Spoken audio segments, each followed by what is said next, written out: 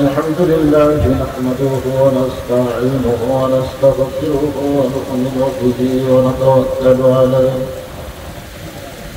ونعوذ بالله من شرور أنفسنا ومن سيئات أعمالنا من يهدي الله فلا مضل له ومن يضلله فلا هادي له সকল জবান খুলে পড়েন আশহাদু আল্লা ইলাহা ইল্লাল্লাহু ওয়াহদাহু লা শারীকা লাহু ওয়া আশহাদু আন্না মুহাম্মাদান আবদুহু ওয়া রাসূলুহু الذي أرسل رسوله بالحق بشيرا ونذيرا وداعيا إلى الله بإذنه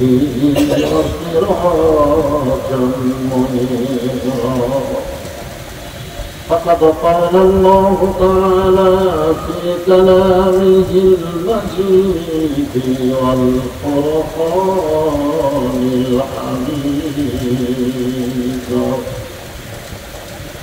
جوان كل شكر قرن أعوذ بالله من الشيطان الرجيم بسم الله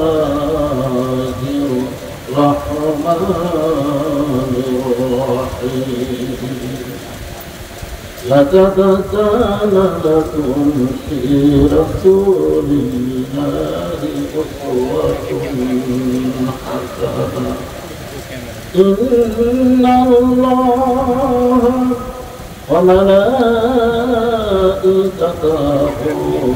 يصلون على النبي يا أيها الذين آمنوا صلوا عليه وسلموا تسليما اللهم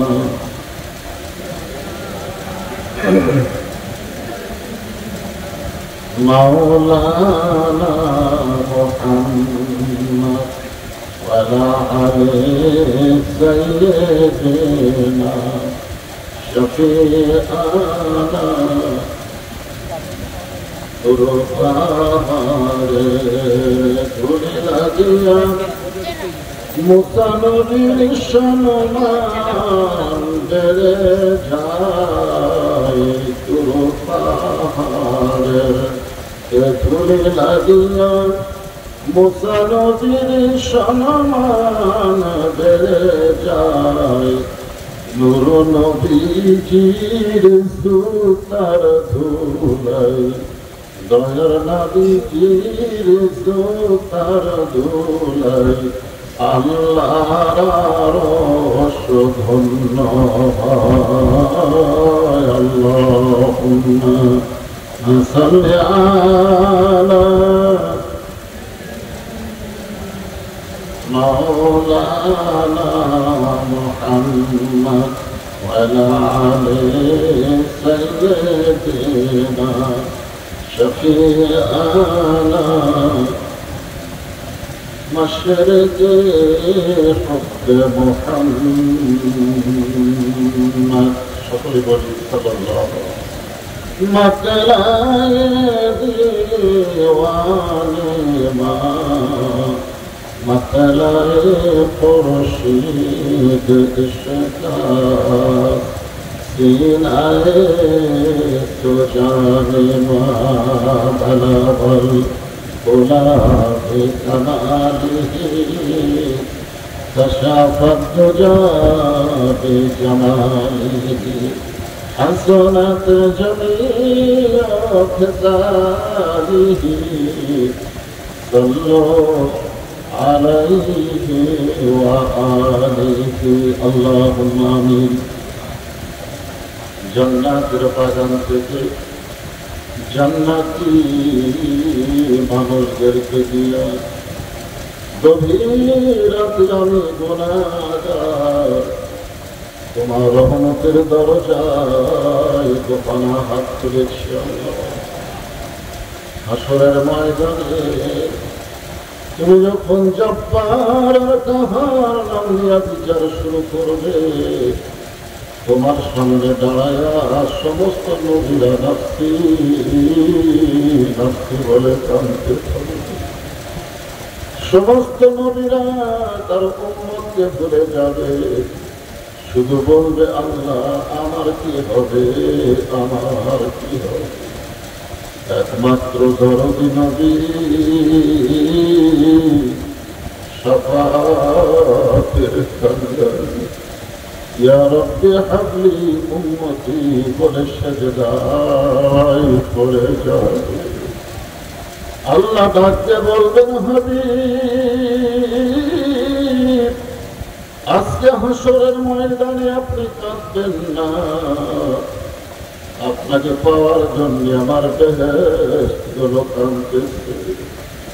নবী বলবেন আল্লাহ আমাকে পাওয়ার জন্য বেহেশত গুলো কাঁদে, আর আমি কান্দি আমার গুনাহগারদের জন্য। যে রাসূল হাসরের ময়দানে কাঁদবেন আজ কান্দেন মদিনা, সেই নবীজির জন্য আমাদের কলিজা একটা বার কাঁদে না। ও দরদি আল্লাহ আজকের এই সিরাত মাহফিলের ওসিলায় কঠিন হাসরের ময়দানে আমাদের সবাইকে রাসূলের উম্মতের কাতারে কবুল করে দিও। সুবহান রাব্বিকা রাব্বিল ইজ্জাতি আম্মা ইয়াসিফুন ওয়া সালামুন আলাল মুরসালিন والحمد لله رب العالمين. لا إله إلا الله لا إله لا إله إلا الله لا إله إلا الله لا إله إلا الله لا إله إلا الله لا إله। চাঁদ সূরজ গ্রহ তারা আল্লাহ নামের পাগল পারা, চাঁদ সূরজ গ্রহ তারা আল্লাহ নামের পাগল পারা। আমার আল্লাহ নামের এতই দয়া, আল্লাহ নামের এতই মায়া, লুকিয়ে রাখছেন হে আল্লাহ। লা ইলাহা ইল্লাল্লাহ লা ইলাহা ইল্লাল্লাহ মুহাম্মাদুর রাসূলুল্লাহ। সকলে মহব্বতে বলেন সাল্লাল্লাহু আলাইহি ওয়াসাল্লাম। আল্লাহ পাকের দরবারে হাজার শুকরিয়া। আল্লাহ তাআলা আমাদেরকে এমন একটা মাহফিলে কবুল করেছেন যে মাহফিলের নাম হলো সিরাত মাহফিল। খুশি লাগে তারা। আজকের এই মাহফিলের যিনি সম্মানিত সভাপতি, তিনি আমার অত্যন্ত পরিচিত। আমার একটা ভাই আছে নাম হারুন রশিদ, ওনার নাম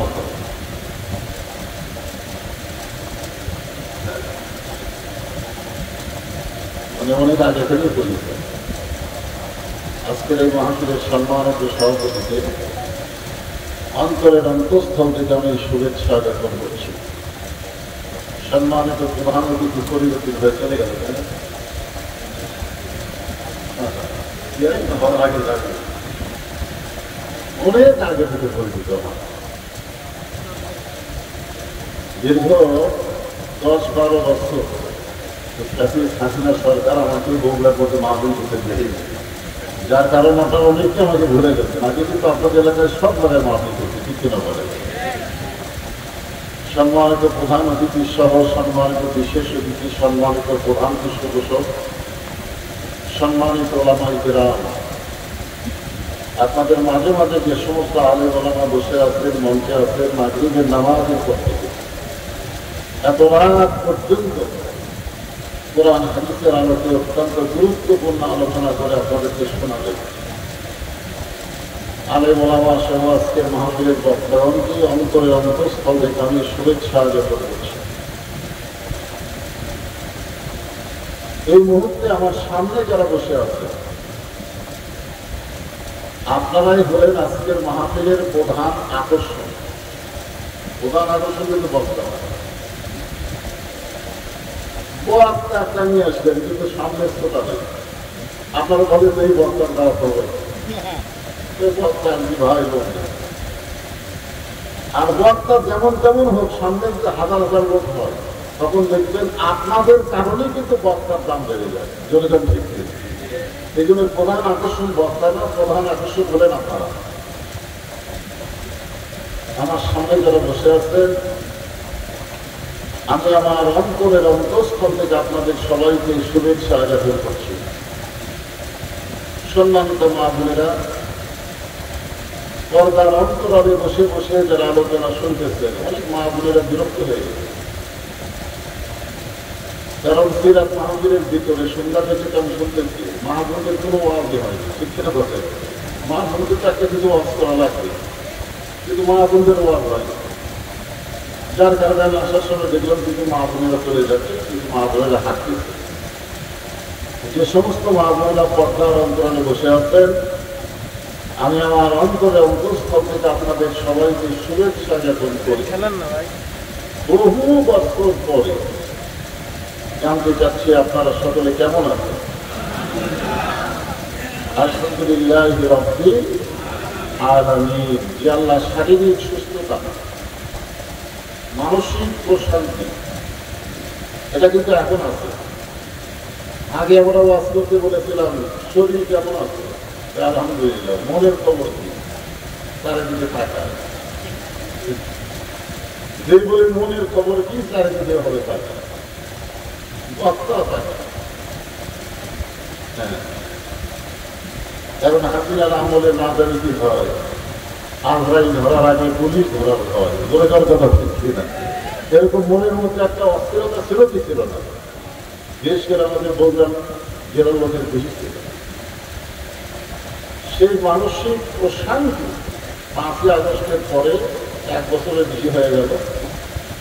ঘর পাগলের আর কোনো চিন্তা নেই, ধরে যাও ঠিক কিনা।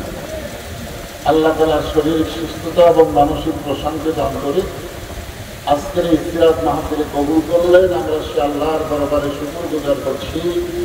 সকলে আমার সঙ্গে বলেন, রব্বানা লাকাল হামদ হামদান কাসীরান তাইয়িবান মুবারাকান ফীহি।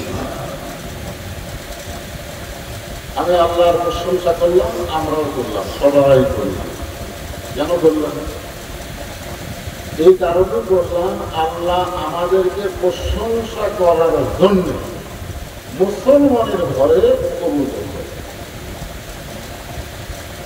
আল্লাহ ইচ্ছা করলে আমাদের হিন্দু ঘরে পাঠাতে পারত না, কিন্তু আল্লাহ আমাদেরকে দয়া করে মুসলমানের ঘরে প্রেরণ করেছেন। আল্লাহ ঘোষণা করেছেন, যত ধর্মই পৃথিবীতে থাক, একটাও ধর্ম, যত ধর্ম পৃথিবীতে আছে একটাও ধর্ম না, ইন্না দীনা ইনদাল্লাহিল ইসলাম। আল্লাহর কাছে সবচেয়ে মনোনীত পছন্দনীয় দিনের নাম কি? এরপরে আল্লাহ বলে দিলেন, আমাইয়াবতাগি গায়রাল ইসলাম দীনান ফালা ইউকবালা মিনহু। ইসলাম ছাড়া অন্য কোন জীবন ব্যবস্থা কেউ যদি গ্রহণ করে, আল্লাহ বলেছেন কখনোই তা কবুল করা হবে না। এখন আপনারা জীবন ব্যবস্থা হিসেবে কি কবুল করবে, কি গ্রহণ করবে? মানুষের তৈরি করা আইন না আল্লাহর আইন? সিরাত রাসূলের উপরে আমি আলোচনা করতেছি। সিরাত মাহফিল যখন দিয়েছি, অবশ্যই আমি আপনাদের সামনে ফিতনার জন্য, ফিতনা না। আচ্ছা, 12ই রবিউল আউয়াল এর আমরা সকলেই বলি আল্লাহ রাসূলের ঈদ।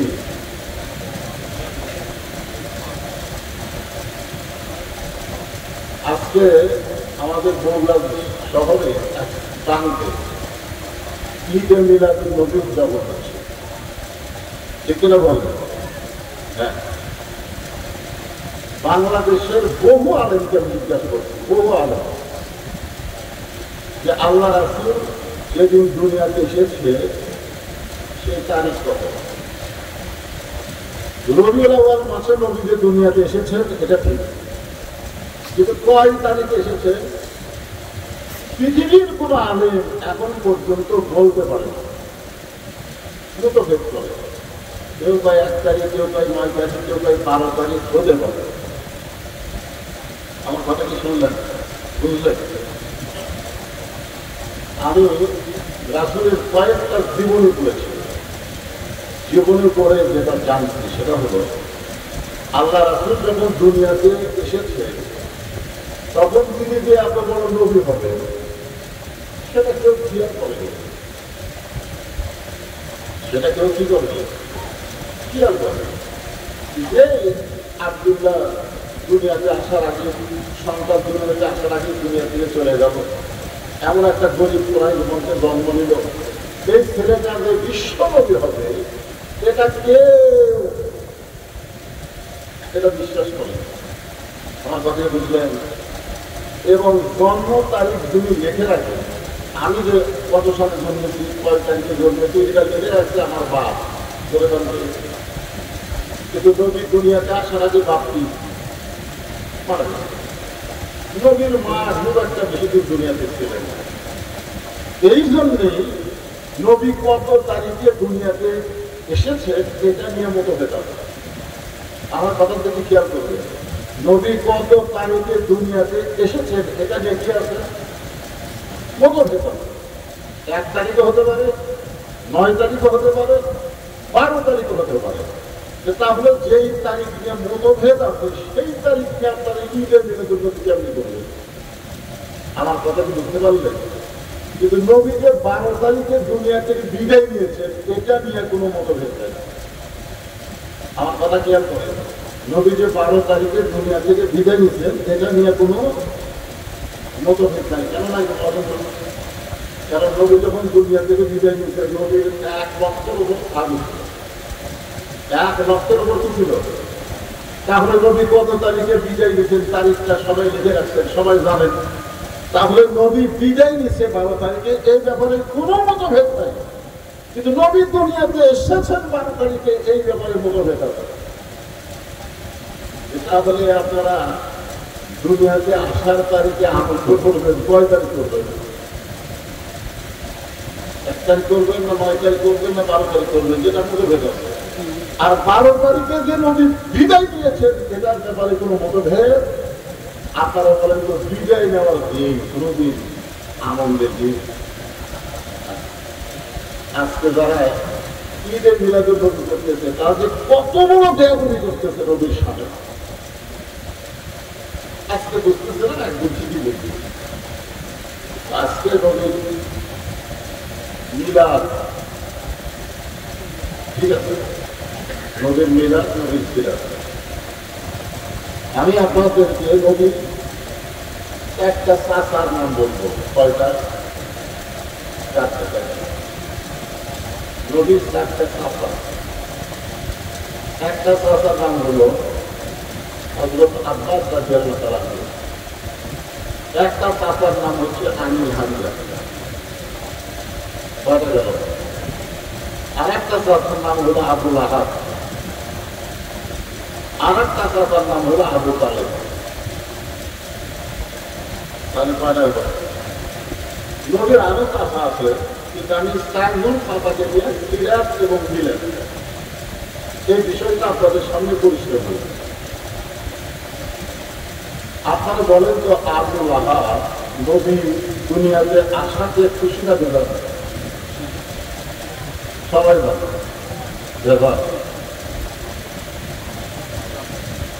এমন খুশি তো খুশি, উম্মে আয়মান নামে তার একটা দাসী ছিল। ওই দাসীটা যখন খবর দিল যে আপনার যে ভাই আব্দুল্লাহ মারা গেছে, সে আব্দুল্লাহ যে দিদি আমিনা ছিল তার গর্ভ থেকে এই মুহূর্তে একটা সুন্দর পুত্রের সন্তান জন্ম নিয়েছে। এই কথা শোনার সঙ্গে সঙ্গে আবু লাহাব এরকম দুই আঙ্গুলের ইশারা করে বললেন, যা তোকে আমি মুক্ত করে দিলাম। তাহলে চিন্তা করে দেখেন, নবী দুনিয়াতে আসাতে আবু লাহাব খুশি না বেজার? আজকে যারা নবীর মিলাদে খুশি, নবীর সিরাতে খুশি না। আপনার বলেন তো আবু লাহাব কি নবীর সিরাতে খুশি না বেজার? আবু লাহাবের জন্য আল্লাহ একটা কোরআনের সূরা নামিয়ে রেখেছেন, সূরা লাহাব। সূরাটার নাম কি? তাব্বাত ইয়াদা আবি লাহাব। এখানে বলা হয়েছে আবু লাহাব কি জান্নাতি না জাহান্নামী?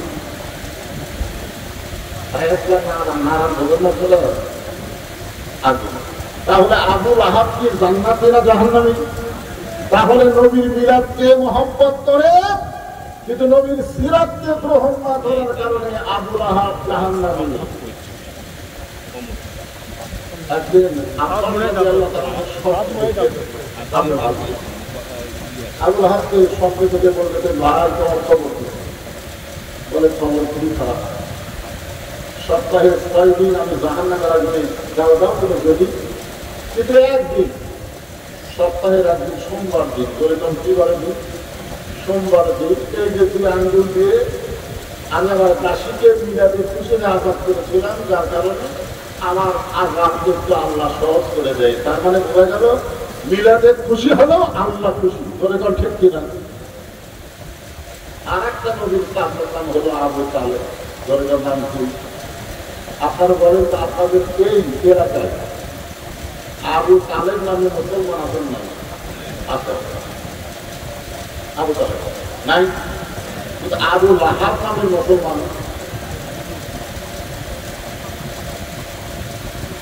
আমি সুর দিয়ে কান দেওয়া করবো, বুঝে রেখে মনে করতে গল্প করে রেখেছিলাম কানের অভাব। এখন আপনাদের বুঝানোর জন্য আপনারা জানো এই জিনিসটা বুঝে দেন। আপনারা খুব করে খেয়াল করেন তো আবু তালেব কাছে, আবু তালেব কি? আবু লাহাব কি? তাহলে আবু তালেব নামে মুসলমান আছে, কিন্তু আবু লাহাব নামে গোটা বগুড়া জেলায় একটাও নেই। আপনারা বলেন তো কারণ কি?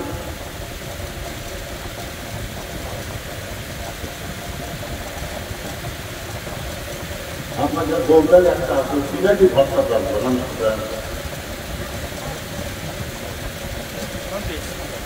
এই পিনাকি ভট্টাচার্যের নাম শুনতে উনি কিন্তু এখন বাংলাদেশের নাই।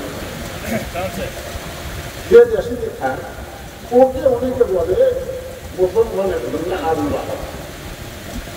এই পিনাকি ভট্টাচার্য যদি বলে আবু তালেব, আবু তালেব বলে। কারণ আবু তালেব যদিও ইসলাম গ্রহণ করে নাই, কিন্তু ইসলামের বিরুদ্ধে চালন করে নাই এবং আল্লাহ রাসূলকে কোনোদিন কষ্ট দেয়, আল্লাহ রাসূলকে কোনোদিন কষ্ট দেয়নি, কিন্তু রাসূলের সিরাতকে গ্রহণ না করার কারণে আবু তালেবও কি? তাহলে 2 ঘন্টার নাম শুনলেন, যারা নবীর মিলাদকে মহব্বত করে সিরাতকে গ্রহণ না করার কারণে জাহান্নামী হয়েছে। আবার নবীর 2 ঘন্টা দামি হামজা হযরত আব্বাস, তারা মিলাদকেও মহব্বত করেছে, আবার সিরাতকে গ্রহণ করে তারা সাহাবীর মর্যাদা পেয়েছে। এখন আপনারা যারা এখানে বসে আছেন, আমরা নবীর মিলাদ, নবীর জন্ম, কোরআনের একটা আয়াত যখন নাযিল হলো, ওয়াসাইনাল ইনসানা বিওয়ালিদাইহি ইহসানান হামালাতুহু উম্মুহু কুরহা। আল্লাহ রাসূলের মা 6 বছর বয়সে দুনিয়া থেকে বিদায় হয়ে গেছে। আপনারা বলেন তো, শিশুকালে যিনি নবীকে লালন পালন করেছিলেন তার নাম কি? সবাই বলা লাগবে, তার নাম কি? হালিমা সাদিয়া। আল্লাহ রাসূল হাজার হাজার সাহাবী নিয়ে আলোচনা করতেছে, খুব মনোযোগের সঙ্গে। মিলাদের দুটো লাইন বলে তারপর সিরাতের লাইনে গেছে। হাজার হাজার সাহাবী নিয়ে যখন নবী আলোচনা করতেছে, এমন সময় উঠের দিকের জোরে একটা বুড়ি মানুষ নবীর দিকে আসছে। হাজার হাজার সাহাবীর নবী আলোচনা শুনতেছে, এমন সময় উঠের দিকে জোরে একটা বুড়ি মানুষ আল্লাহ নবীর দিকে আসতেছে। নবী আলোচনা করতে করতে হঠাৎ লক্ষ্য করে দেখে ওই বুড়িটা কেউ না, ওই বুড়িটা হলো নবীর মা হালিমা সাদিয়া। সঙ্গে সঙ্গে নবী দাঁড়িয়ে গেলেন। যে নবী বসে আলোচনা করতেছিলেন সাহাবীদের সামনে, সঙ্গে সঙ্গে নবী দাঁড়িয়ে গেলেন। সাহাবীর আশ্চর্য হয়ে গেল, একটা বুড়ি উঠে দিকে চলে আসতেছে আর নবী দাঁড়িয়ে গেলেন। শুধু নবী দাঁড়িয়ে গেলেন না, এক টানে গায়ের চাদর খুলে, গায়ের চাদর খুলে উটের সামনে দিয়ে ওই চাদরখানা বিছাই গেছে। সঙ্গে সঙ্গে আল্লাহ নবীকে যিনি জীবনের চাইতে সবচাইতে বেশি ভালোবাসেন, আমরা সৈন্যদের কাছে শুনি উহুদের ময়দানে নবীর দান শহীদ হয়েছে। এই কারণে অস্ত্র যিনি নবী মহব্বতের সমস্ত দান কিনবে ফেলেছে। সুন্নি যারা আওয়াজ করে তারা অস্ত্র নিজে খুব খুব দান দেয়। আপনারা বলেন তো, আল্লাহ নবীর যত সাহাবী ছিল, নবীকে সবচাইতে বেশি ভালোবেসেছেন তার নাম কি? একেবারে সবাই এক বাক্যে বলে নাম কি? কারণ আল্লাহ রাসূল বলেছেন, আমার আবু বকরের এক রাত, মহব্বতের এক রাত নেকি যদি এক পাল্লায় তুলে দেওয়া হয়, আমার সমস্ত উম্মতের ইবাদতের নেকি যদি আরেক পাল্লায় তুলে দেওয়া হয়, আমি নবীকে মহব্বত করেন নেকির ওজন আল্লাহর কাছে অনেক বেশি হবে। সে আবু বকর সহ্য করতে পারে যে নবীর জুতার বরসে আল্লাহর আরো পূর্ণ হয়ে গেছে। ওবার আল্লাহ বলেন না কেন? যে নবীর জুতার বরসে আল্লাহ কি হয়েছে? আরো পূর্ণ হয়ে গেছে। আর সেই নবীর গায়ের চাদর একটা বুড়ি মানুষ উঠের দিকে চলে আসে, সেই উঠের সামনে চাদর মাটিকে বিছাই গেছে। আল্লাহ শুরু করতেছেন, মা আপনার পা আমার চাদরের উপরে দিবেন, মাটিতে দিবেন।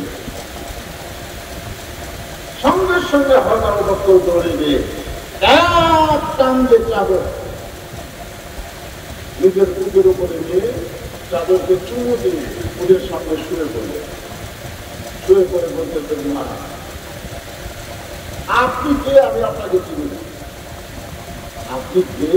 আমি আপনাকে চিনি না, কিন্তু আমার নবীর চাদরে আমি জীবিত থাকতে দুনিয়ার কাউকে পা দিতে দেবো না। দরকার হলে আপনি আমার বুকে পা দিয়ে নামেন, কিন্তু নবীর চাদরে আমি জীবিত থাকা অবস্থায় পা দিতে দেব। আল্লাহ রাসূল আবু বকরের কাছ থেকে চাদর তুলে নিয়ে বলেন, আবু বকর মাতা তোমার রাসূল ফাখুযুহু ওয়া মা নাহাতুম আনহু ফানহু। আল্লাহ কোরআনে বলেছেন, আমি নবী যেটা করব সেটাই করতে হবে, আমি নবী যেটা নিষেধ করব সেটা করা যাবে না।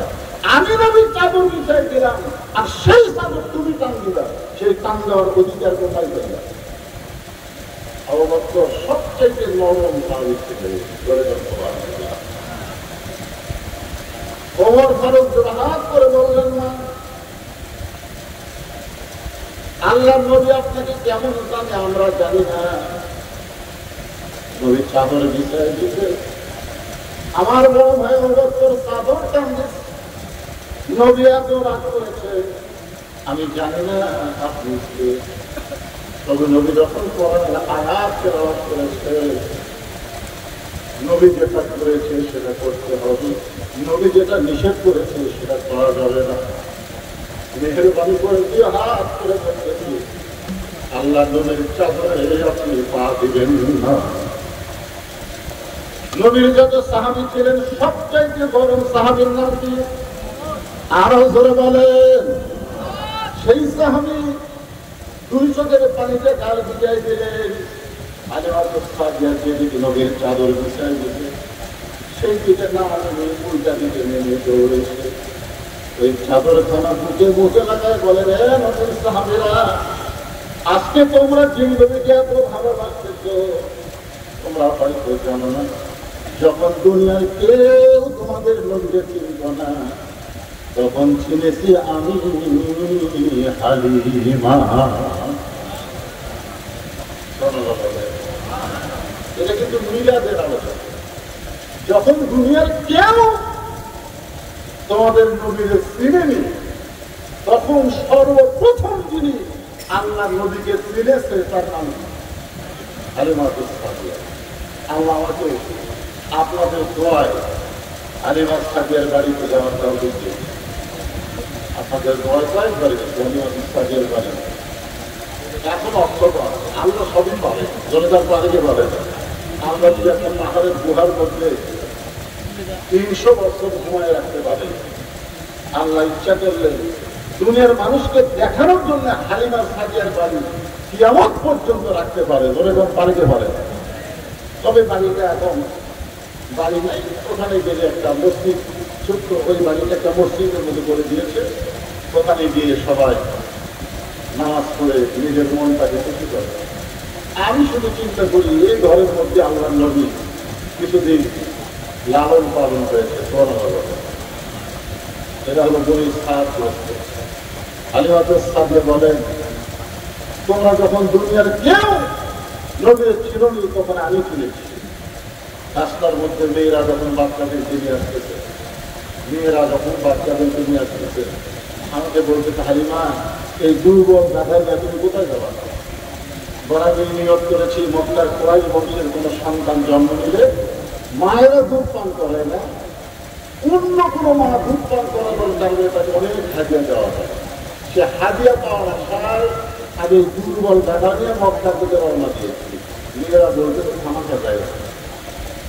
কুরাইশ বংশের যে কয়টা ধরে ধরে সন্তান জন্ম দিয়েছিল, সব সন্তান আমরা করে নিয়েছি, বিনিময়ে অনেক হাদিয়া পেয়েছি।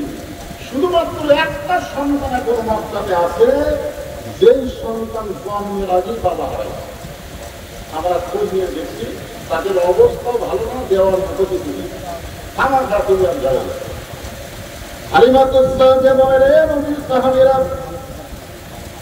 আমি যখন অন্যান্য মেয়েদের মতোই কথা শুনলাম, আমার দুর্বল দাদাকে আমি পুরস্কার করে বললাম, দাদা আর মক্কায় গিয়ে কোনো লাভ নাই, ঘরের সব সন্তান নেওয়া হয়ে গেছে। আমি একজন গরিব অসহায়, মক্কায় আর যাব না। এই কথা সেই মাত্র আমার দাদাকে বলেছি, সঙ্গে সঙ্গে দাদা তার কান দুইটা খরগোশের মতন খাড়া করে এই দুর্বল গাধা এত জোরে মক্কার দিকে দৌড়ানো শুরু করলো। দৌড়াইতে দৌড়াইতে আল্লাহর কাবা ঘরের পাশে গিয়ে পড়ে গেছে। এত করে দৌড়, এই দুর্বল গাধা যে হাঁটতে পারে না, সে দৌড়াইতে দৌড়াইতে আল্লাহর কাবা ঘর এখানে আপনি কাবা ঘরের পাশে দুর্বীতে পড়ে গেছে। আমি গাধার পিঠ থেকে নিয়ে বললাম, গাধা তুই আসলেই গাধা, তোরে আমি বললাম মক্কা এসে কোনো লাভ নাই, আর তুই একটা পশু গাধা হয়ে গাধা এখন ধরে দৌড়াই, এখন ঘুরে দেখে পড়ে গেছি, এখন তোর অবস্থা। আমি তখন লক্ষ্য করে দেখি একটা বুড়ো মানুষ, তুই তার হাত বাংলায় রাখতেছে আর বলতেছে, মা বহু মেয়ের এসেছিল, তারা ধনীদের সন্তানদেরকে নিয়ে গেছে, কিন্তু একটা বাচ্চাও আমার নাতির দিকে তাকায়ও গেল। তুমি যখন সবার শেষে হয়েছে, মা একটা বার আমার নাতিটার দিকে তাকাও, একটা বার আমার নাতিটাকে একটু তোলে নাও। হালিমা সাদিয়া রাগ করে বলে, মুরব্বী, আমি আপনার নাতিকে দেখার জন্য মক্কায় এসে নাই। আমি ধনী ঘরের সন্তান পাওয়ার আশা করেছিলাম, কিন্তু এই গাধা আমার সর্বনাশ করেছে। এই দাদাকে সেই মাত্র বললাম বনি সাদ্দতে ফেরত যাও, কিন্তু দাদা মক্কা দিকে দৌড়ানো শুরু করলো। আব্দুল মুত্তালিব নবীর দাদা বলছে, মা পশুটা যখন তোমাকে নিয়ে আইছে, তুমি দরকার হলে একটা নজরকে আমার লাগবে, দেখতে পারবে না। হালিমাতু সাদিয়া বলে, সাহাবীরা শোনো, শুধুমাত্র এই মুরব্বির চোখের পানি এবং তার অনুভবকে রক্ষা করার জন্য, শুধু এক নজর দেখার জন্য ভাঙ্গা ঘরের মধ্যে ঢুকে তাকাই দেখি মায়ের পাশে ছেঁড়া একটা বিছানা, এমন একটা সুন্দর সন্তান সে আছে যেন আসমানের চাঁদের চাইতো সুন্দর। নবী মোর পরশমণি, নবী মোর সোনার খনি, নবী নাম ভাবে যেজন সেই তো জাহানের ধনী।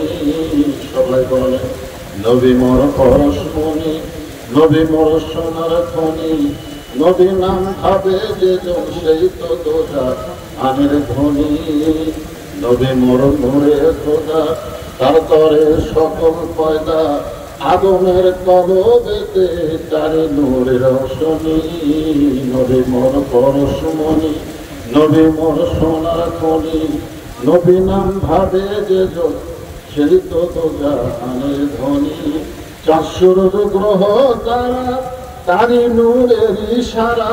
সবাই জবান করে বলেন, 400 গ্রহ তারা, তারি নূরের ইশারা। সে নূরে পাগল, সে নূরে পাগল হলো মওলায় আমার তাদের গনি। নবী মোর পরশমণি, নবী মোর সোনার খনি, নবী নাম ভাবে যেজন সেই তো জাহানের ধনী। হালিমাতু সাদিয়া বলে, এ নবীর উম্মতেরা শোনো,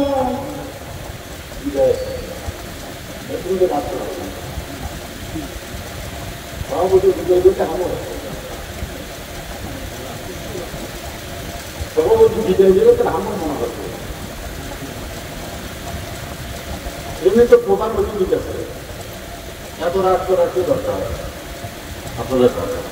এমনি তো আমার চারিদিকে বেড়া দিচ্ছে, বেড়া দেওয়ার কোনো দরকার আছে? এই গরমে বেড়া দেওয়ার দরকার তুলে দিচ্ছে মাসে। কি ভাই যান, আপনারা জানেন আল্লাহ রাসূল একটা কথা বলেছেন, আমি তো এই হাদিসটা দেখে আমার মাথায় বসে, ঈমান নিয়ে কেউ যদি কবরে আসে, ঈমান নিয়ে কেউ যদি কবরে আসে, আমি নবী ওয়াদা দিলাম সে জান্নাতে না যাওয়া পর্যন্ত আমি রাসূল জান্নাতে যাব না। এদিন একটা গান আছে, শুনবেন, আসেন আমার মুখটা, আসেন আমার বারিশটা, সেই বিচারের হাইকোর্টেতে তিনি আমায় করবেন ভার, আমরা পাপী রাসূলের দাবিদার। আল্লাহ যখন হাকিম হইয়া আমাদেরকে গুনাহগার আসামি বানায় বিচার শুরু করবেন, ওই সময় আমাদের নবী উকিল হয়ে, বারিস্টার হয়ে আমাদেরকে সুপারিশ করে জান্নাতে পৌঁছে দিবে। আমরা সেই নবীর সিরাতে মিলাদের তোয়াজ করি, তারপরে সিরাতে চলে আসবে। কথা বসা করা যাবে না। আমার কাছে সময় আছে, সময় মধ্যে আমি কথা শেষ করে দিই। প্রভৃতি সাহেবকে মশাই দিতে বড় ভাই একটু বসে। হালিমাতু সাদিয়া বলেন, এত সুন্দর সন্তান মানুষ হয় আমার জীবনে প্রথম। ঘরের মধ্যে ঢোকার পরে আমি আর ঠিক থাকতে পারলাম না, আমি দৌড়ে গিয়ে যেই মাত্র সন্তানটাকে বলে দিয়েছি, ওই আল্লাহর শপথ করে বলতেছি, সন্তানের পরশে আল্লাহ আমার দেহের সব দুর্বলতা দূর করে দিয়েছে। যেই নবীর পরশে একটা অসুস্থ মানুষ, দুর্বল মানুষ সুস্থ হয়ে যায়, সেই নবীর আদর্শ যদি আমরা গ্রহণ করি, আল্লাহ কোরআনে বলেন, লাকাদ কানা লাকুম ফি রাসূলিল্লাহি উসওয়াতুন হাসানা। সেই নবীর আদর্শ যদি তোমরা গ্রহণ করো, তাহলে অবশ্যই তোমরা সফলকামী হয়ে যাবে। এখন কার আদর্শ গ্রহণ করবেন? নবী করবেন? তাহলে আমার সাথে একটা স্লোগান দেওয়া আছে, আমার নেতা তোমার নেতা, সকলে কি বলবেন? বিশ্ব নবী মুস্তাফা। আমার নেতা তোমার নেতা, বিশ্ব নবীর চরিত্র ফুলের মতো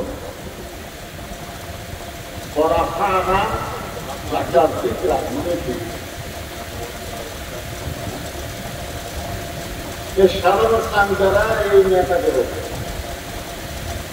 সামনে বলে আমার নেতার চরিত্র ফুলের মতন পবিত্র, নামাজ পড়ে না, একত্র ঠিক আছে। এটা কিছুদিন পর শুরু হতে পারে। আমরা বলবো বিশ্ব নবীর চরিত্র ফুলের চাইতেও পবিত্র। আল্লাহ কোরআনে বলেছেন ফুল দিতে পারবো, কারণ রাত বেশি হয়ে গেছে। যে বিষয়টা একটু আপনারা মনোযোগ দিয়ে শোনেন। এবং যারা আজকে মিলাদুল নবী করতেছে, মিলাদুল নবী তারাও ভালো ব্যাপার না হয়, সেদিন নবীর মিলাদ থেকে যদি কথা বলতে আমি মতো থাকলে বলে যেই মাত্র কোলে নিয়েছি, কোলে নেওয়ার সঙ্গে সঙ্গে ওই ছোট্ট বাচ্চার পরশে আমার গোটা দেহ সফল হয়ে গেছে। বলেন আমি এমন ভাবে কোলে নিলাম, আব্দুল মুত্তালিব বলতেছে মা তুমি আমার নাতিকে দেখতে এসে তুমি আমার নাতিকে যেভাবে কোলে নিয়েছ, তুমি আমার নাতিকে আবার মাটিতে রাখবে নাকি? বলে মুরব্বী, যেই সন্তানকে বুকে নেওয়ার সঙ্গে সঙ্গে আল্লাহ আমার দুর্বলতা দূর করে দেয়, আমি জীবন দেব, কিন্তু এই সন্তানকে আর মাটিতে রাখবো না। বলে নবীর সাহাবীরা তোমাদের নবীর চাদর বিছায় দিচ্ছে, তোমরা মনে করতেছো এই চাদর আমি পা দেব, কিন্তু তোমরা নবীকে চিনেছ অনেক পরে।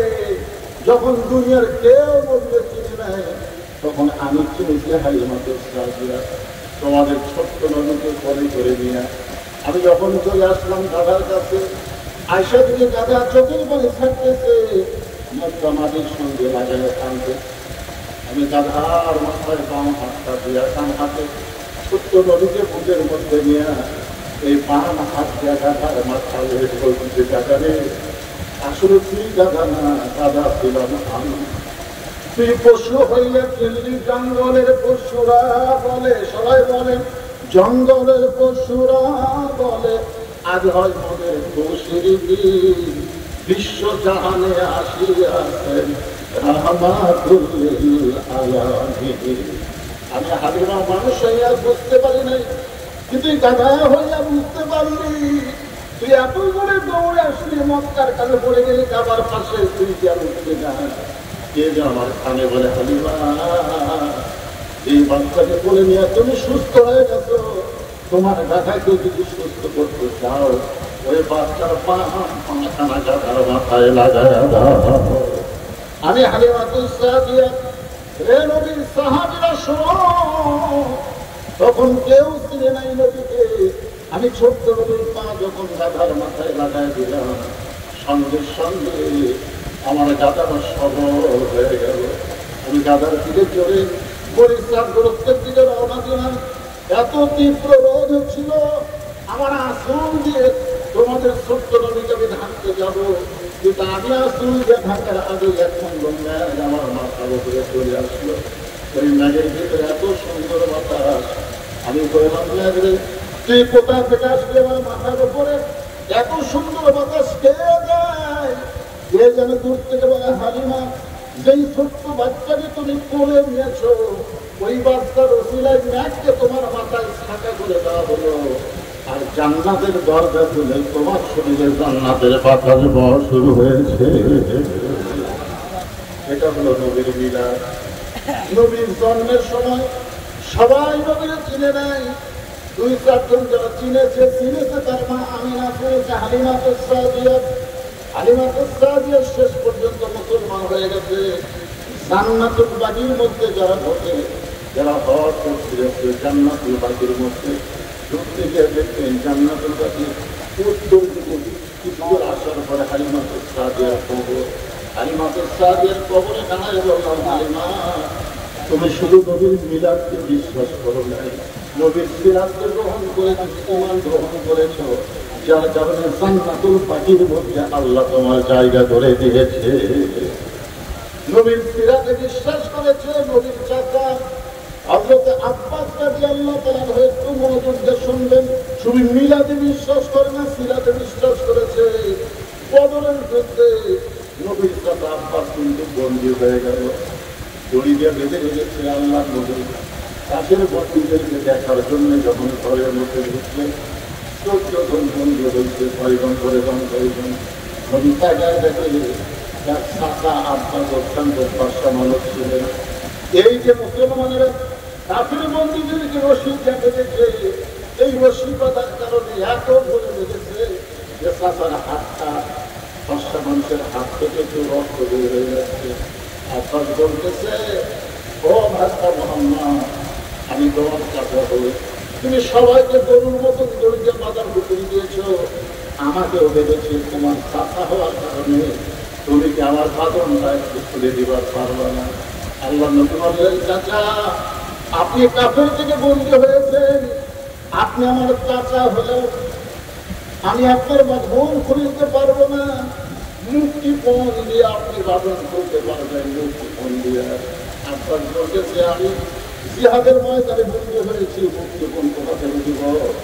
আল্লাহ নবী বললেন, চাচা আমার চাকরির কাছে আপনি সোনার একটা গলা রেখেছেন, ওই গলাটা নিয়ে এসে আমাকে দেন, আপনাকে আমি বাঁধন করে মুক্ত করে দিব। আব্বাস বলতেছে, রে আব্দুল্লাহ বেটা মোহাম্মদ, আমার বিবির কাছে সোনার গলা রেখেছে, এটা আমি জানি, আর আমার বিবির জানে, আপনি দুনিয়ার কেউ জানে না। রাসূল বলে, চাচা এইটা দুনিয়ার কেউ জানে না, আমার আল্লাহ তাআলা সেইটা আমাকে জানা। সঙ্গে সঙ্গে আব্বাস বললেন, বাবা তাহলে আর দেরি করবো না, মুক্তিপণ নয়, আমি তোমার বলে ভর্তি হয়ে আমি ঘোষণা করলাম, লা ইলাহা ইল্লাল্লাহু মুহাম্মাদুর রাসূলুল্লাহ। শুধু নবীর মিলাদকে বিশ্বাস করে নাই, নবীর সিরাতকে গ্রহণ করেছে। আমি হামজা করে বলেন, নাম কি? স্বীকার করতেছেন, স্বীকার করতেছেন, একটা হরি নিয়ে জীবনে দৌড়ায় আমি হামজা নবীর মিলাদকে বিশ্বাস করে, কারণ জানি আমার কাজটা হরি নিয়ে দৌড়ায়। আর আমি হামজা, তুমি যতই দৌড়াও তুমি আমাকে ধরতে পারবে না, কিন্তু আমি ইচ্ছা করি তোমাকে ধরা দেব, আমি ইচ্ছা করি তোমাকে ধরা দেব। আমি হামজা চুনতে গেল, জঙ্গলে একটা হরিণী কথা বলতেছে, তুমি যতই আমাকে ধরলাও আমাকে ধরতে পারবে না, কিন্তু আমি চাই ইচ্ছা করি তোমার হাত হাতে ধরা দেব। আমি হামজা চুনতে গেলে হরিণী, তুমি ইচ্ছা করলে আমার কাছে ধরা দেবার কারণ কি? বলে, জানো না আমি হামজা, তোমার এতিম ভাইটাকে আবু জেহেল, তোমার এতিম ভাইটাকে আবু জেহেল এতবার মারছে, কপাল ফেটে রক্ত বের হয়ে গেছে, এখন কাবার কাছে কয়েকদিন ভাবিটা কাঁদতেছে। এই দুনিয়াতে তার মা নাই, তার বাবা নাই, তুমি চাচা খাইতে লাগছি। আমি হামজা আর যদি বললেন না, এক দৌড়ে বাড়িতে আসলেন, বিবির কাছে বললেন, বিবি কিছু জানো নাকি? অবশ্যই জানি, যারা দুনিয়াতে কেউ নাই, আবু জেহেল তাকে মারল, যার কারণে কাবার পাশে বাবা মা বলে কাঁদতেছে। আমি হামজা দৌড় দিলেন, আবু জেহেলের কবলে এতগুলো আঘাত করলেন যে আমার এতিম ভাইটারে মারলি কেন? আঘাত করার পরে ভিন্দি রক্ত হাতের মধ্যে নিয়ে আল্লাহ নবীর কাছে সে বললেন, বাবা আবু জেহেল তোমাকে মারছে, আমিও তাকে মাথা থেকে রক্ত নিয়ে এসেছি, বাবা তুমি আমার এমন করে কান্দন। আল্লাহ নবী বললেন, চাচা কাউরে মারলে আমি খুশি হই, কারো রক্ত দেখলে আমি খুশি হই, আমি সেই ভাস্তা নয়। আমি হামজা বললেন, বাবা কি হলে খুশি হবে? বলে, আপনি যদি আমার সিরাতকে গ্রহণ করেন, আপনি যদি পড়ে দেন লা ইলাহা ইল্লাল্লাহ মুহাম্মাদুর রাসূলুল্লাহ, সঙ্গে সঙ্গে আমি হামজা বললেন, আশহাদু আল্লা ইলাহা ইল্লাল্লাহ মুহাম্মাদান আবদুহু ওয়া রাসূলুহু বলে দুইখানা হাত বাড়াই দিলে নবী দৌড়ে এসে আমি হামজার বুকের মধ্যে ঢুকে বাবা বাবা বলে চিৎকার দিলে। আমি হামজা বলে, বেটারে আমি তোর চাচা, আমি তোর চাচা, তুই আমার বুকের মধ্যে এসে বাবা বাবা বলে চিৎকার দিলি। আল্লাহ রাসূল বলে, চাচা ঈমান গ্রহণ করার পরে আমার পরিবারের মধ্যে এত শান্তি এসেছে, যার কারণে চাচা ধরিলেই আমি আপনাকে বাবা বলে আমার কলিজা বলো শান্তি পাইছে। আমি হামজা বলতে বেড়ালে ওই কলিজা যদি শান্তি পায় তাহলে কে শুনলে, দরকার হলে তোর জন্য আমার কলিজা পর্যন্ত দিতে রাজি হয়েছি। উহুদের ময়দানে আমির হামজাকে আপনারা সকলেই জানেন। আমির হামজার কলিজা চিবায় চিবায় বুকের কাছে রাখছিল শহীদ ডাক্তার সাইদের সোহাদা আমির হামজা বাজান নদীর জন্য নিজের জীবন পর্যন্ত দিল। আল্লাহ রাসূল তার পরিচার কাছে গিয়ে কাঁদতেছে। একসাথে আব্বাস নবীর মিলাদ এবং সিরাত গ্রহণ করেছে, আর একটা আমির হামজা কলিজা পর্যন্ত দিয়ে গেছে। সঙ্গে সঙ্গে আল্লাহ কোরআনের আয়াত নাযিল করলেন, ওয়ালা তাকুলু লিমান ইউকতালু ফি সাবিলিল্লাহি আমওয়াতুন বাল আহইয়াউ ওয়ালাকিন লা তাশউরুন।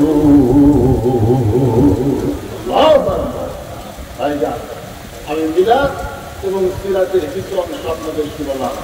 এখন আমরা চলে যাবো। আমাদের মা বোনেরা যারা বসে আছে তারা আবার চিন্তা করতেছে যে হুজুর আমাদের কিছু অর্থ করবে না।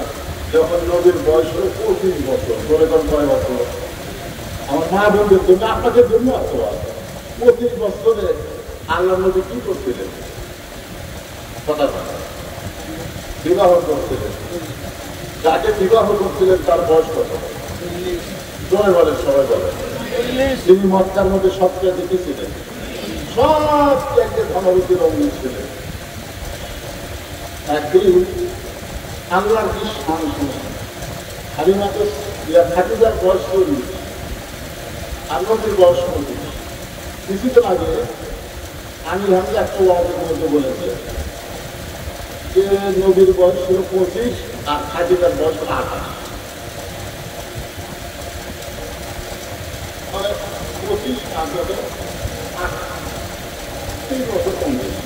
উনি সত্যিটা বুঝে গেছেন যে 40 বছর বয়সে যদি একটা মেয়ে নবীর সঙ্গে বিয়ে হয়, সে মেয়ের কাছ থেকে নবীর যে কটা সন্তান সব কিন্তু খাদিজার কাছ থেকে হয়েছে। তার কাছ থেকে 7টা সন্তান খাদিজার কাছ থেকে হয়েছে। তার মধ্যে 7টা হলো মেয়ে আর 3টা হলো ছেলে। আর একটা মাত্র ছেলে নবীর একটা কৃতদাসী পরে বিয়ে করছিলেন মারিয়া কিস্তিয়া, তার কাছ থেকে একটা ছেলে হয়েছে, নাম হলো ইব্রাহিম। ধরেছেন নাম কি? ইব্রাহিম। আর খাদিজার কাছ থেকে হয়েছে 3টা, একটা হলো তৈয়ব, একটা হলো তাহের, একটা হলো কাসেম। এতে 2টা কি ছেলে আর মেয়ে করা যাবে। মেয়ে হলো 7টা। শোনেন সবাই একটু মনোযোগটা শুনবেন। সিরাতে দেখে মাহফিল বুঝতেছেন না, শোনা দেখা 4টা মেয়ে হচ্ছে। একটা হচ্ছে রোকেয়া, নাম জানেন? রোকেয়া নাম জানেন? একটা কি রোকেয়া, আর একটা নাম হলো জয়নাব। একটা নাম কি জয়নাব, সবাই বলে থাকেন। একটা নাম কি জয়নাব, আর একটা নাম হলো কুলসুম, আর একটা নাম হলো ফাতেমাতুল জোহর। ফাতেমাতুল জোহর। তো নবীর খাদিজার সঙ্গে সবচাইতে যে মেয়েটার বেশি খাতি, সে মেয়েটার নাম হলো ফাতেমা। সবসময় মায়ের কাছে থাকে, কর্তার কাছে থাকে। তো মা ছাড়া বাইরে যায় না। আর কুলসুম আর রোকেয়া জয়নাব তারা পাড়া বেড়ায়, ওই বাড়ি যায় ও বাড়ি যায় ঘোরে। তো কিন্তু ওই ফাতেমাটা সবসময় খাদিজার সাথে থাকে। একদিন খাদিজা তো কুবরা বলতেছে, মা ফাতেমা তুমি আমার বিয়ার খবর জানো। তখন ফাতেমা মুক্তি হয়ে বলতেছে, মা আপনার যখন বিয়া হয়েছিল তখন আমি কত বড়। মানে সবসময় কাছে থাকে। তো থাকতে থাকতে খেয়াল নেয় যেরকম আল্লাহ নবী সবসময় কাছে থাকে। আল্লাহ নবী সবসময় কাছে না। একটা সুরে আছে দেখলেন, এই ওটা বসা করা যায়, ওটা বসা করলেই মনে রাখতে হবে। ওটা বসা কি সুরাটার নাম হলো সুরাই দ্বীপ। আপনারা দেখেন যারা আবেদন মাসের কাছে দেখেন, এখানে আল্লাহ বলতেছেন আলাম তারা কাইফা ফাআলা রাব্বুকা বিআসহাবিল ফিল। তখন নবী আপনি যে হস্তি বাহিনীকে দেখছেন, তখন রাসূল বলতে পারলাম হস্তি বাহিনী এই ঘটনা কখন ঘটবে। তখন আল্লাহ বলতে পারলাম জন্মের 5 বছর। তাহলে জন্মের 5 বছর আগের জিনিস ছিল দেখবেন। তাহলে আল্লাহ কেন বললেন আনাম তারা? তারা মানে কি দেখা সবসময় কাছে থাকতে থাকতে আমার একটা মহব্বত হয়ে যায়, যার কারণে এটা অতীত না ভবিষ্যৎ না বর্তমান অনেক সময় খেয়াল থাকে। তার কারণে খাদিজা বলতেছে ফাতেমা আমার বিয়ার খবর জানো? তো ফাতেমা বলতেছে মা আমি তখন কত বড়? তোর খাদিজা বলতেছে তোমার তো জন্মই হয়নি, তো জন্ম যদি না হয় তাহলে জানবো না। ফাতেমা কিন্তু খুবই বুদ্ধিমতী হওয়ার কারণে মায়ের হাত করে বলতেছে মা খবর জানবার কোনোদিন আমার ইচ্ছা ছিল না, কিন্তু আপনি যখন বলেন বিয়ার খবর জানো এখন জানবার মনে হয়। সঙ্গে সঙ্গে খাদিজা বললেন তাহলে শোনো, তোমার বাবা যখন আমার বাড়িতে রাখালি করত, সেই মাত্র বলেছে তোমার বাবা যখন আমার বাড়িতে রাখালি করতো ফাতেমা দৌড়ে গিয়া মায়ের মুখ চাইবা করছে। খাদিজা বললেন মা মুখটা যদি চাইবা ধরো তাহলে বলবো। ফাতেমা বলতেছে মা এমন কথা কেমন বলতেছেন? আমার বাবা হলো বিশ্ব নবী, আমার বাবা সম্পর্কে রাখাল শব্দ আমি শুনতে চাই না। খাদিজা বললেন ফাতেমা মেয়েরা আসলে বাঁচতে বেশি ভালোবাসে।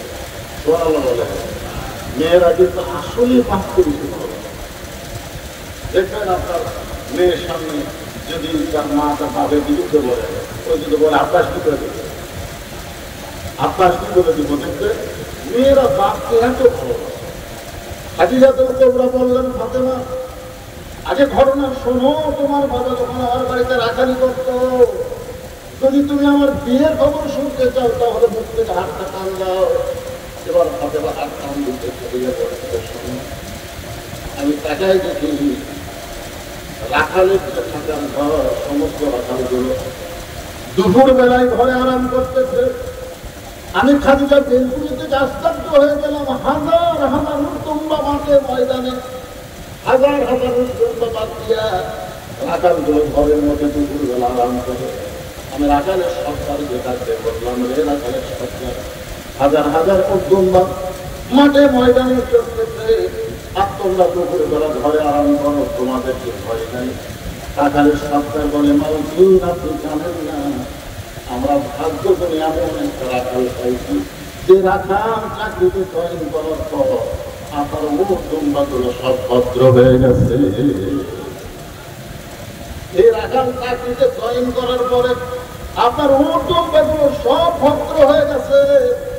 খাদিজা বলতেছে রাখালের সরকার জন্তু জানোয়ার কোনদিন একটা রাখালের ভক্ত হয় না, বাধ্য হয় না। রাখালের সরকার বলে যদি বিশ্বাস না হয় তাহলে আপনি তদন্ত করে দেখেন। খাদিজা বললেন ফাতেমা ওই রাখালের সরকারের কথা মতো আমি তদন্ত করতে গিয়ে দেখি রোদে পোড়া পাহাড়ের পাথরের গন্ধ আসতেছে, এত তীব্র রোদের কারণে পাহাড়ের পাথর পোড়া গন্ধ আসতেছে, দাদু পোড়া গন্ধ আসতেছে, কিন্তু ওই রাখাল যে জায়গায় দাঁড়িয়ে আছে ওই জায়গায় কোনো রোদ নাই, কে জানো তার মাথায় একটা ছাতা ধরেছে।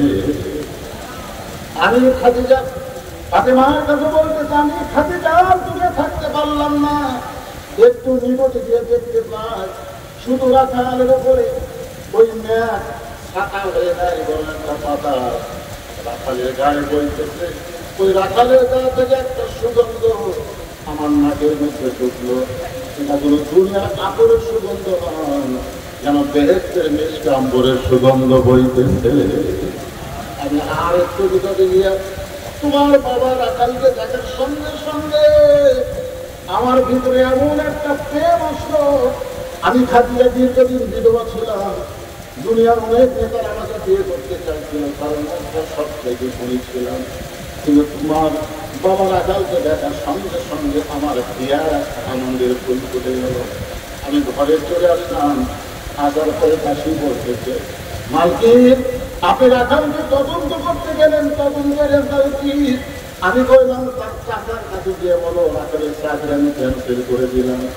দাসী মূর্খ বুঝতে পারে নাই, আবু তালেবের কাছে গিয়ে বলতেছে মুরব্বী তোমার ভাতিজা রাখালের চাকরি ভাতিজা ক্যান্সেল করে দিয়েছে। আবু তালেব এক দৌড়ে এসে ভাতিজার কাছে বললেন না আমার এতিম ভাতিজা এমন কি অপরাধ করলো যে অপরাধের কারণে তার রাখালের চাকরি ক্যান্সেল করে দিলেন? খাদিজা বলছে একটাই মাত্র অপরাধ, তুমি তাকে রাখালকে রাখবে না, তাকে স্বামী হিসাবে গ্রহণ করেছে। যা খাদিজা তো কুবরা বলে, রে ফাতেমা, সে রাখালকে আমার স্বামী হিসাবে গ্রহণ করার পরে সে রাখাল হয়েছে আজকে বিশ্ব নবী। আল্লাহ প্রত্যেকটা নবীকে রাখালের দায়িত্ব দিয়েছেন বলে সুবহানাল্লাহ। রাখাল এটা আল্লাহ রাসূলও আবার বলেছেন যে প্রত্যেকটা অভিভাবককে আল্লাহ রাখালের দায়িত্ব দিয়েছেন। এখানে যত অভিভাবক আছে আপনাদের অধীনে নাই, রাখালি করা লাগবে। তো রাখালি কি? আপনি হয়তো বলবেন আমার তো গরু নাই, আমার ছাগল নাই, আমি কিসের রাখালি করবো? ছেলেবেলে আজকাল তো অধিকাংশ ছেলেবেলে সব সিদ্ধার করা বলেন না।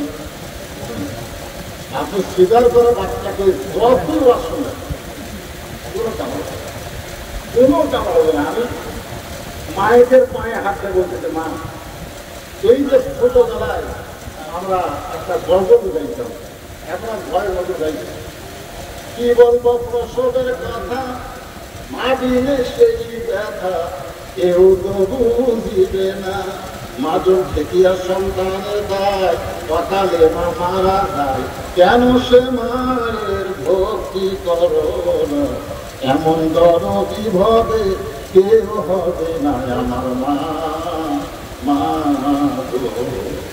সেদিন ফেসবুকে দেখলাম একটা মেয়ে বলতেছে যে মেয়েরা সিজার করে, একটা মেয়ে হলো সিজার করায় না, সবগুলো মরদ মানুষ।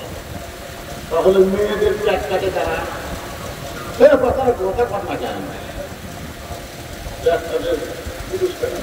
এখন আপনার বউ যদি পর্দারি সিনারি হয়, দরকার হলো নর্মালি বাচ্চা দিবে, কিন্তু ব্যাপারটা স্বীকার করবে না। দলে কথা ঠিক কেনা কথা বলেন। প্রত্যেকটা মাকে আমি বলতেছি, আল্লাহ মা ফজলি, ধৈর্যশীলদের সঙ্গে কে আছে? কথা কন্যা কেন? আমরা যদি ধৈর্য ধারণ না করতাম, জানে যদি একটু কষ্ট হয়, কিন্তু তারপরে যখন বুকের উপর আসে তখন আর কষ্ট থাকে না। যে হাসিরা যতদিন ক্ষমতায় ছিল, ভালো মানুষের পুষ্প বেদনার মতন কষ্ট হয়েছে। দলে কথা ঠিক কেনা? একটু ধৈর্য ধরেন মায়েরা, আমরা কত লঙ্কা আছে, একটু ধৈর্য ধরেন। বাচ্চা হওয়ার আগেই কিন্তু বাচ্চা হওয়ার আগে, বাচ্চার জন্ম হবে 2 দিন পর নর্মাল। কিন্তু ডাক্তার টাকা খাওয়ার জন্য বলতেছে পেটে পানি নেই, দেখা হয়ে আছে, এই যে মিথ্যা কথা বলছি, ওর পেটে পানি। এখন পেটের পানি শুরু গেছে, দেখা হয়ে আছে, এখন পেট কাটছে, পেট কাটা দেখে আর ঘুমই ভাঙবে না। তখন 4-5 ডাক্তার পাইতে আমাদের এখন বলবে ডাক্তারটা একজন ঘুম ভাঙে নেই, কি বলি, তোর বড় ডাক্তার বলে যে অবস্থাকে বান করে একটা ঘুরে দেবে। তখন ওই অবস্থাটা বান করে এই ঘুরে দেয়, যেই ঘুরে দেয় মাথা ঝাঁকি খায়,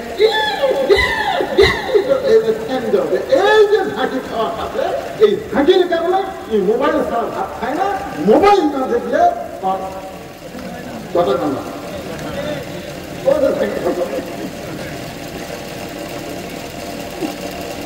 এই মাথার ঝাঁকি খাওয়ার কারণে দেখবেন আপনার দোয়া দরিদ্রেও কানসার হচ্ছে, সন্তান কান্দে, হুজুরিকে দোয়া করে। সূরা ফাতিহা তাকে বলা হয় সূরাতুল শিফা। সূরা ফাতিহা কি? সূরাতুল শিফা। সূরা ফাতিহা করে শুনতে ভালো হয়ে যাবে, 3বার সূরা ফাতিহা করে শুনতে আর কান্দ আরো হয়ে যাবে। আল্লাহ রাসূল বলেছেন, সমস্ত দোয়া মুনাজ্জিলু মিনাল কোরআনি মা হুয়া শিফাউ ওয়া রাহমাতুল লিল মুমিনিন। আমি আয়াতের তাফসীর করতে গিয়ে দেখি এটা হলো আয়াতুল কুরসি। আয়াতুল কুরসি পানি পড়ে দিলে ওই পানি খিলালে যতই যা হোক কান্না কান্নাটা ভালো লাগে। আয়াতুল কুরসি পড়া করে দিলাম, পানি আর দিলাম মা ছিল। কয়েকদিন পরে তো আলাদা হলো, দোয়া করতে আর কাম নেই, দোয়া করতে আর চিন্তা করলাম এটা কোন দুঃখ করবে, দোয়া করতে কান্না থামে না। কয়েক মাস পরে বললাম মা খবর ঠিক হলো, আর কান্দে না। তো কোন দোয়ায় কান হলো? তোর বাপের তো মোবাইল কিনে দিচ্ছে, যখনই কান্দে তখন মুখের সামনে দিই আর কান্না থামে। আমার মা বোনদের জন্য বলতেছি, মা পেটে বাচ্চা আসার পর উম্মুল খায়ের ফাতেমার মতন হয়ে যান। উম্মুল খায়ের ফাতেমার সন্তানের নাম হল আব্দুল কাদের। উম্মুল খায়ের ফাতেমার মতন হয়ে যান। আল্লাহ আপনার প্রসবকে তাকে সহজ করে দেবে। যদি আল্লাহ পারে কি পারে না? বলে যান পারে কি পারে না? হ্যাঁ, পেটে বাচ্চা নিয়ে না নামাজ পড়েছে, পেটে বাচ্চা নিয়ে রোজা রেখেছে। আর এখন পেটে বাচ্চা আসলে এক ছেলে আমাকে বলছিল, কিন্তু 11 মাস আমার খিদে নেই, কিন্তু রোজার মাসে খালি খিদে লাগে। 11 মাস আমার খিদে লাগে না, কিন্তু রোজার মাসে খাই আমার খিদে পায় না। কারণ যখন তোমার মা বাচ্চা কোথায় আছে, মায়ের কাছে মা কেমন জানবে যে যাও না কেন? মায়ের কাছে জিজ্ঞেস করছে, মা আমার 11 মাস খিদে কম, রোজার মাসে খিদে বেশি দেয়। মা বলতেছে তোর দাদি এই সর্বনাশ করতে, তোর দাদা। তুই যখন আমার পেটে ছিলি রোজার মাসে তোর দাদি বলছে, বৌমা রোজা থাকে আমার পেটের নাকি নাকি যেন শুকে যাবে। রোজা থাকলে পেটের বাচ্চা শুকে যাবে, রোজা থাকা চলবে না। জোর করে আমাকে রোজা থাকতে দেয়নি, আমিও থাকি রোজার মধ্যে তুইও থাকি। রমজান মাসে পেটের মধ্যে তোর খাওয়া শুরু হবে, দাঁড়া এসে তুই রোজা থাকতে পারবি। এই জন্যে একটা নেপোলিয়ন বলেছে, একটা ভালো সন্তান যদি চাও তাহলে ভালো একটা মায়ের দরকার। বলে যান কিসের দরকার? ভালো একটা মায়ের দরকার। খাদিজাতুল কুবরা এমন একজন মা ছিলেন যে মায়ের পেট থেকে আল্লাহ তাআলা 4টা সন্তান দিয়েছেন। একটার নাম হলো ফাতেমাতুজ জোহরা। আমার মা বোনদের জন্য বলছিলাম এই কথাটা, কিন্তু আমার মা বোনদের জন্য। রাসূল বললেন, ফাতেমা সিরাতের আলোচনায় করেন, ফাতেমা তোর কি কখনো মনে হয় তুই জান্নাতি? তোর বাবা বিশ্ব নবী, এই কারণে কি তোর কখনো মনে হয় তুই জান্নাতি? ফাতেমা বলতেছে, বাবা মনে হয় কেন? 100 বার আমার বিশ্বাস। আপনি হলেন আল্লাহর বিশ্ব নবী, আর আপনার মেয়ে হওয়ার কারণে আমি জান্নাতি। আল্লাহ রাসূল বললেন, ফাতেমা এই কথা কখনোই মনে করবা না, আমি তোমার বাবা বিশ্ব নবী বলে তুমি জান্নাতি এটা মনে করো না। জান্নাতে যদি যাবার চাও জান্নাতের আমল করে জান্নাতে যাইতে হবে। ফাতেমা কান্দে বলে, বাবা বিশ্ব নবীর মেয়ে হয়েও জান্নাতে যাওয়া যাবে না, জান্নাতের আমল করতে হবে। জান্নাতের আমল কি? আমার মায়েরা যারা আছেন একটু মনোযোগ দিয়ে শোনেন। এই সিরাত মাহফিলে নবীর কলিজার টুকরা ফাতেমার থেকে আলোচনা করতেছি। রাসূল বললেন, মাত্র 4টা আমল করবা। মাত্র কয় আমল? আমার আঙ্গুলের দিকে তাকান, কয় আমল? আরে পাগলা, দাড়ি ভোর যদি ভালো হয় আপনার কলিজায় আর্ধেক শান্তি জান্নাতে চলে আসবে। জোরে কথা ঠিক আছে। আমি তখন বললাম, রব্বানা আতিনা ফিদ দুনিয়া হাসানা ওয়া ফিল আখিরাতি হাসানা, তাকবীর বলে দেয়। এই যে ফিদ দুনিয়া হাসানা মানে কি? সমানের মধ্যে 8 আনা হলো গোল। দুনিয়ার যে 16 সৌন্দর্য যদি পাওয়ার চান তাহলে বউ হচ্ছে 8 আনা। বউ যদি খারাপ হয় আপনি যতই শান্তি হবেন, বাইরে শান্তি পাবেন, বাড়ির ঢুকিয়ে অশান্তি। বলে যেমন কথা কর না কেন? হ্যাঁ, এই জন্যে মা বোনদের জন্য কথাটা বলতে রাসূল বললেন 4টা আমল। কয়টা? উঠিয়া ঘরের নামাজ, রোজা, প্রতিষ্ঠার হেফাজত, আর স্বামী খেদমত। আল্লাহ রাসূল ফাতেমাকে বললেন সবসময় না। স্বামী যখন খেদমত চাবে, খুব খেয়াল করে শুনবেন, স্বামীর খেদমত সবসময় না। স্বামী যখন খেদমত চাবে তখন খেদমত করে। সবাই মনোযোগ দিয়ে শোনেন। বউ যদি আপনার দেয়, আপনি খেদমত চাচ্ছেন না, যদি আপনার খেদমত করে আপনি বুঝতে পারবেন কেন একটা ব্যাপার নাই। আপনি খেদমত চাবেন, রাসূল বললেন আমার আলী যখন তোমার কাছে খেদমত চাবে তখন তুমি খেদমত করবা, তাছাড়া খবরদার তুমি নিজের ইচ্ছাই যেন খেদমত করতে যাবে। কারণ চোরের মন কথাটা বলছেন প্রতিভক্তি। হ্যাঁ, একেবারে ফাঁকাতে বাতাস করতে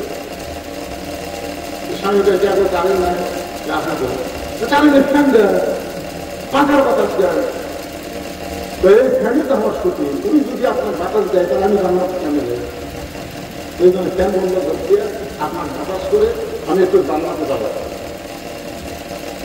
বাম হাতে বাতাস করে ডান হাতে কপাল করবো। আমি এটা কি হলো তোমার ভক্তি করে আমি জান্নাতে যাওয়ার পরে দেবো।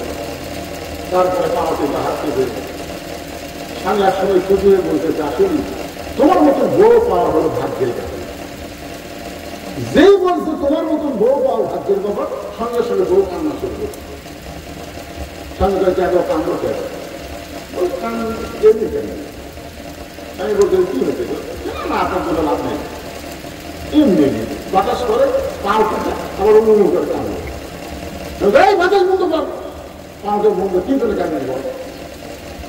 বলতেছে কান্দার কারণ হলো তোমার বুড়া বাপ আর বুড়ি মা, এটাই হলো কান্দার কারণ। কারণ তুমি যখন বাহিরে যাও তখন তোমার বুড়া বাপ আর বুড়ি মা আমার কলদের আগুন ধরে যায়। এই বুড়ি আর এই বুড়ার যদি সাথে থাকতে চাও তাহলে আল্লাহ রাস্তায় আমার বাপের বাড়ি করে যাচ্ছে।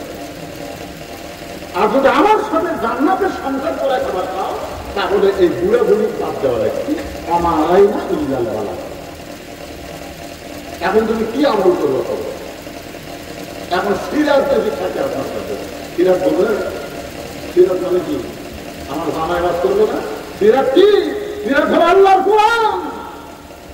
যদি আল্লাহর কোরআন আপনার কাছে থাকে, সিরাজ যদি আপনার কাছে থাকে, তাহলে সিরাজ এসে বলবে আল্লাহ তা'বুদু ইল্লা ইয়্যাহু ওয়া বিল ওয়ালিদাইনি ইহসানা। আল্লাহু আকবার। দেখেন নবী সিরাজে কি বলতেছে, রে বউ গেলে ছাড়া দিলে বউ পাগল, বউ ছাড়া দিলে বউ পাগল, বউ মরে গেলে বউয়ের অভাব লাগে। কিন্তু যেহেতু বাপ মায়ের বিরুদ্ধে বলতেছে, এই বাপ মা যদি মারা যায় কিয়ামত পর্যন্ত কাজ দেওয়ার বাপ মা পাবে না রে। লিয়াবলুয়াকুম আইয়ুকুম আহসানু আমালা। সিরাজ বলতেছে এই মুহূর্তে তোমাকে সুন্দর আমলের পরীক্ষা করা হবে। এই মুহূর্তে তোমার সুন্দর আমল হলো বউকে বাপের বাড়ির টাকা দেওয়া, বাপ মায়ের খেদমত করা। ধরে যান সুবহানাল্লাহ। তাহলে আপনি নবীর সিরাজ গ্রহণ করলে কি করবেন? বইয়ের কপালে চুমা খাবেন? বউ আপনার বাপ মায়ের বিরুদ্ধে বলতে তখন কি করবে? কথা কন কি করবেন? নবীর সিরাজকে গ্রহণ করলে লাভ করতে লাগবে। বউ বলল ব্যাগটার দোকান আছে, বউ বলল ব্যাগটার দোকান দেয়, তুই না বললি বাপের বাড়ি যাবি, তো বাপের বাড়ি তো কাজ করে পাঠাবো। 3 তালাকের অটো ভ্যান, 3 তালাকের কি ভ্যান? 3 টাকা নয়, 3 তালাকের অটো ভ্যান করে বাপের বাড়ি যায়। বউ দৌড়েছে আমাদের বলবে তুই না আসলেই নবীর পূর্তিত উম্মত। জোরে গান সুবহানাল্লাহ। বলেছেন শরীরের হেফাজত পর্দা করো।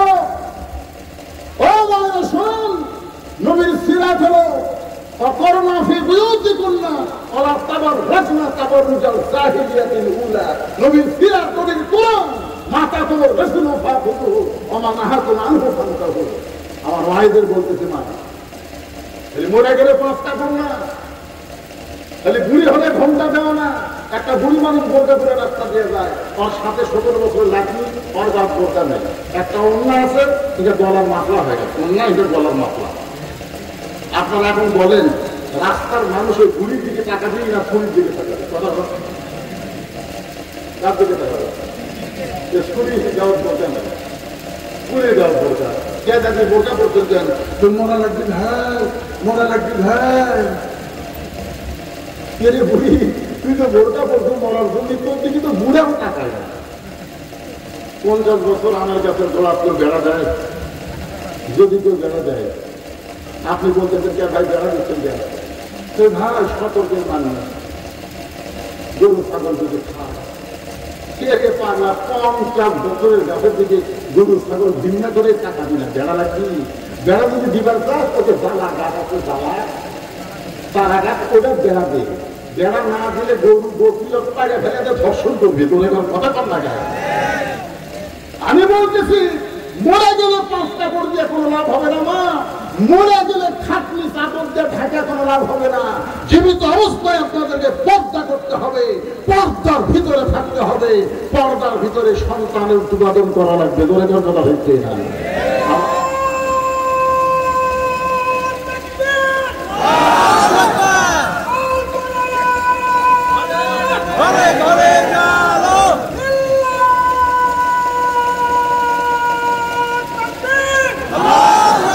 আলহামদুলিল্লাহ। আমার মা বোনদের জন্য নামাজ, রোজা, পর্দা আর স্বামী কাতাম করতে পারে। এই চারটা আমল যদি মায়েরা করতে পারে, আল্লাহ রাসূল বলেছেন 8টা জান্নাতের দরজা ফ্রি করে দেওয়া হবে। বলবেন সুবহানাল্লাহ। আল্লাহ তাআলা আজকের এই রাতে যতটুকু আলোচনা হলো, যে আলোচনা মোতাবেক আমাদের সকলের জীবনে আমল করার তৌফিক দান করে সকলে বলে আমিন। কারণ ফজরের নামাজ আমাদের সাথে যদি আজ্ঞা না পড়ে, তাহলে প্রথম দিনে সিরাত কাদা হয়ে যাবে, বুঝলেন না? সিরাত কাদা হয়ে যাবে।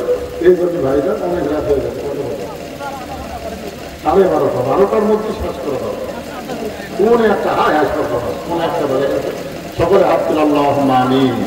আল্লাহুম্মা আনতাস সালাম ওয়া মিনকাস সালাম তাবারাকতা ইয়া যাল জালালি ওয়াল ইকরাম।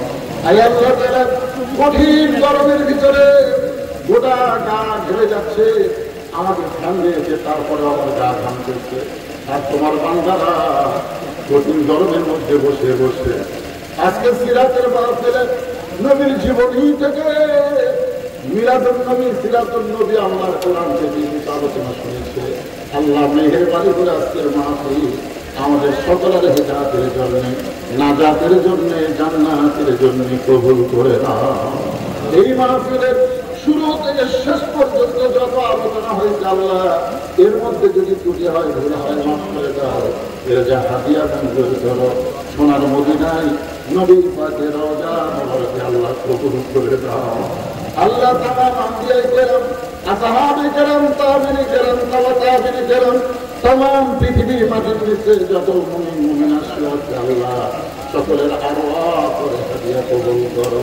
আল্লাহ, আমরা যারা হাত তুলেছি, আমাদের জন্ম যখনই মা যাদের কবরে চলে গেছে, আমাদের দরদের বাবা যাদের কবরে চলে গেছে, আল্লাহ মেহেরবানি করে মা বাবার কবরকে জান্নাতের টুকরা বানিয়ে দাও। আজকের মাহফিলের সম্মানিত সভাপতিকে আল্লাহ তুমি কবুল করো। আল্লাহ সহসভাপতি কবুল করো, প্রধান অতিথি, বিশেষ অতিথিদের আল্লাহ তুমি কবুল করো।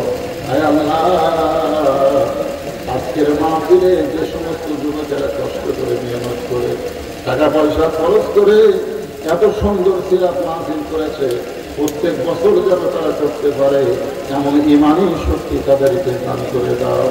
আল্লাহ রুমালের মধ্যে, গামছার মধ্যে যারা টাকা পয়সা দান করেছে, যে নিয়তে দান করেছে, আল্লাহ সকলের নিয়ত আশাকে তুমি কবুল করো। আমার মা বোনদেরকে কবুল করো, মা ফাতেমার মতন পর্দা নিশি কবুল করে না। আমাদের মধ্যে আমরা যারা অসুস্থ অবস্থায় আছি আল্লাহ সবাইকে সুস্থতার নিয়ামত দান করে দাও। আয় আল্লাহ, নবীর সিরাত শুনলাম, নবীর সিরাত অনুযায়ী আমাদের বাংলাদেশকে, আগামীর বাংলাদেশ, কোরআনের বাংলাদেশ কবুল করে না। আয় আল্লাহ তাআলা, মেহেরবানি করে শুধু নবীর সিরাতকে আমরা শুনলাম, শুনলে হবে না, বাস্তব জীবনে নবীর সিরাত আল্লাহর কোরআনকে গ্রহণ করতে হবে। আল্লাহ কোরআন মোতাবেক আমাদের জীবন পরিচালনা করার তৌফিক দাও। সুবহানা রাব্বিকা রাব্বিল ইজ্জাতি আম্মা ইয়াসিফুন ওয়া সালামুন আলাল মুরসালিন ওয়ালহামদুলিল্লাহি রাব্বিল আলামিন। ওয়াজাল আখিরাতু কালিমাতুনা লা ইলাহা ইল্লাল্লাহু মুহাম্মাদুর রাসূলুল্লাহ সাল্লাল্লাহু আলাইহি ওয়া সাল্লাম। আসসালামু আলাইকুম ওয়া রাহমাতুল্লাহি ওয়া বারাকাতুহু।